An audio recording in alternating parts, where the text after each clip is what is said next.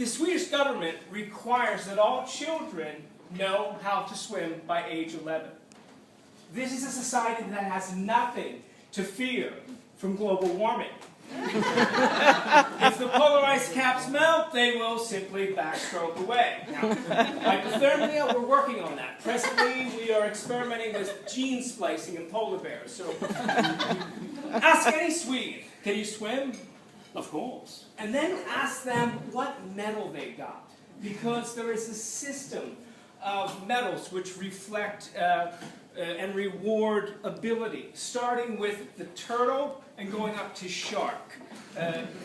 Turtle, penguin, fish, shark, all things that can swim. In this instant, for instance, my daughter right now, she is a silver penguin, and we are shooting for the gold penguin. So we're biking to swim class. And due to the Swedish commitment to health, they have, to use a Bill Clinton phrase, invested in infrastructure. Bike lanes. So my daughter and I have a ritual on swim day. We go to the subway, we get an overpriced sandwich, we argue about whether or not she's going to get a cookie, then we bike to class. But before we reach the swimming center, we make a detour, which leads us under a tunnel, under the main road. And my daughter loves this. She's like, tunnel, woo, woo, echo, echo, echo, woo! And she's a little, at this point, really she's too heavy to be on the back of the bike. Spokes are blowing out and the wheels starting to wiggle. And this detour, though, takes us off the bike lane. So now we're entering a small street before the swimming center. It's a one-lane street that has two-way access. To my left, there is a row of cars, and a car's coming towards us. So we need to wait. And my daughter's like, woo, and she's shaking the nuts. Come on, we've got to get to swim class. Go, penguin, come on. Move this thing along, you know? And so then immediately a car comes behind us. So we're forced to the side. And as the car passes us, it's a little Ford Escort of a car. The driver looks back, and like he's insane. Or he knows me, or I owe him money, or he's perplexed, he's stressed, and he's got this wool cap on. He's got like a bad 90s haircut. Like he was in a horrible band that opened at the Lilith Fair. You know, they opened for Alanis Morissette in '93. Bad style going on. His hair is blonde with red tints. And he looks back. He's got 3 kids in the car.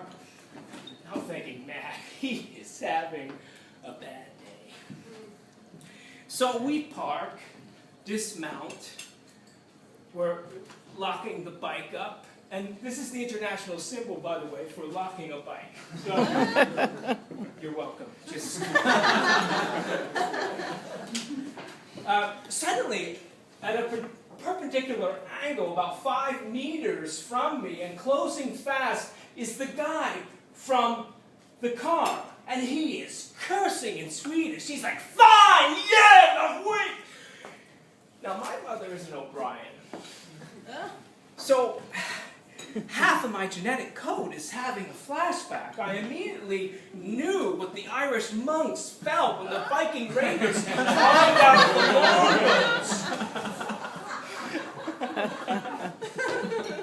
Now, as a generalization, I find Swedes to be a very docile and non-confrontational people.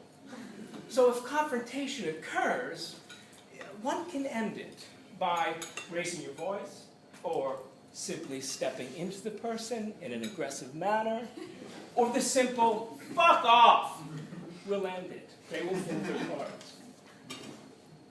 But I realize this guy's going Viking on me. He's fucking nuts!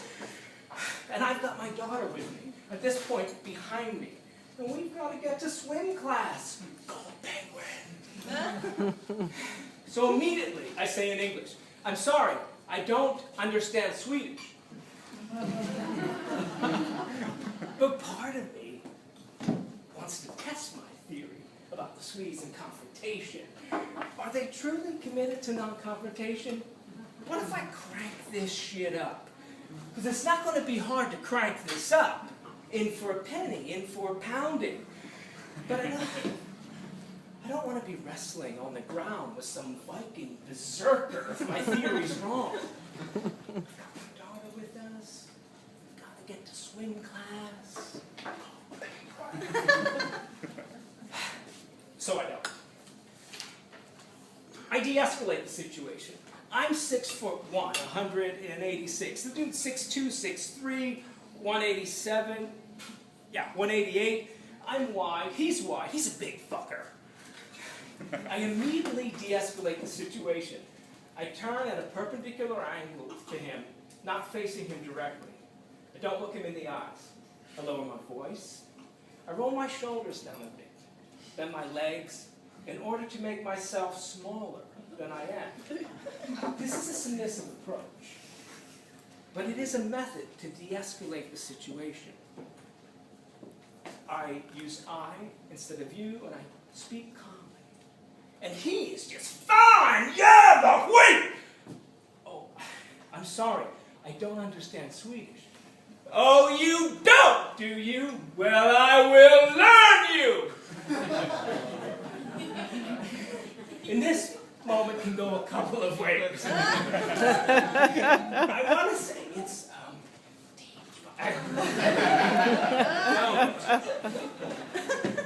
And in my experience, every Swede speaks English, but not every Swede speaks English well, nor at the crucial times you need them to.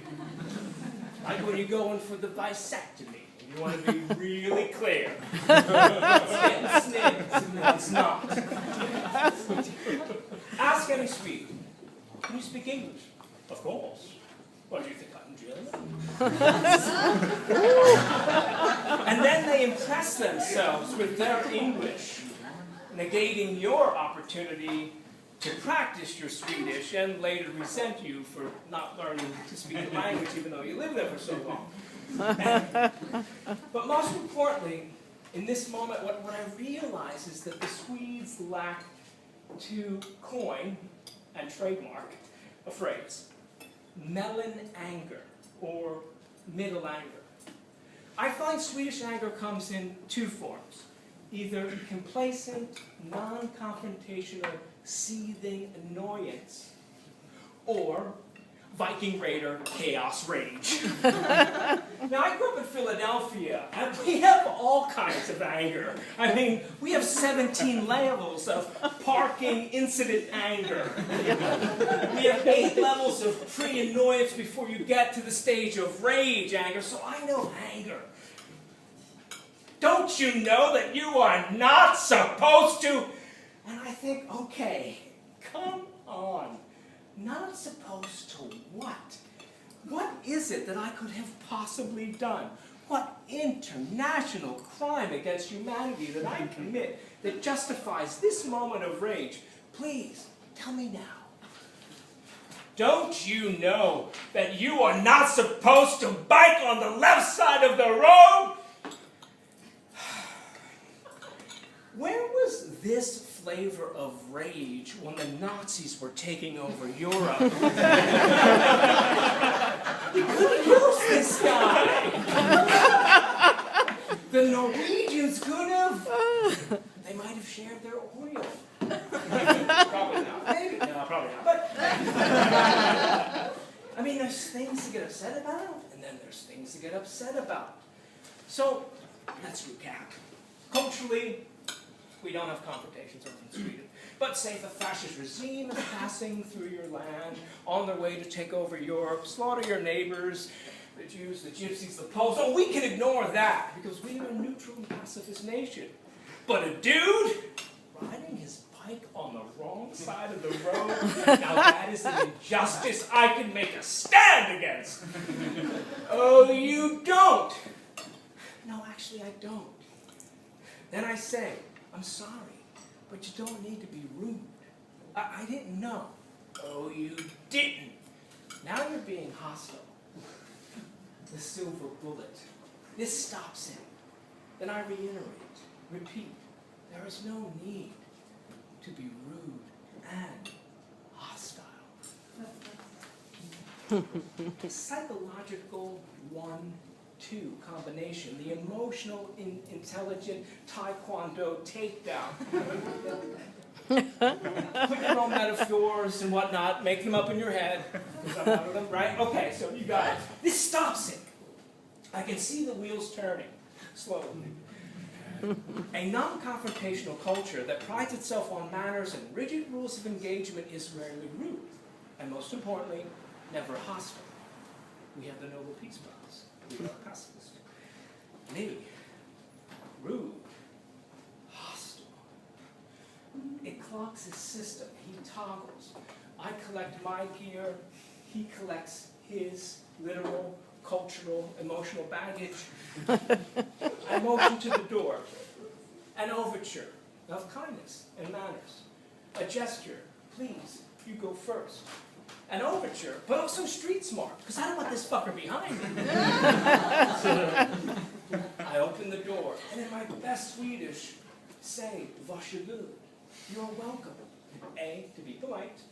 B, to speak his language. Now, I don't add the Stockholm slang, mifu, which means moron or retard. I want to. But I don't. Because I've got my daughter with me.